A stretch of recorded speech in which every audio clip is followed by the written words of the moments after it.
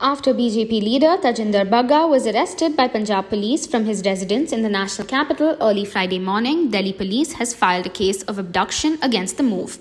Meanwhile, the Punjab police team, which was taking Bagga for questioning to Mohali, was stopped by the Haryana police at Kanpur, Kurukshetra. Delhi police today said that it was acting on a complaint filed by Bagga's father saying that some people barged inside their home and beat up the BJP leader. He also complained that Bagga wasn't even allowed to wear a turban. The Delhi police has not mentioned any name in the main accused column of the FIR, but in the detailed report, the entire incident with Punjab police has been mentioned. The FIR has been registered under sections 452, 365, 342, 392, 295A and 34 of the Indian Penal Code.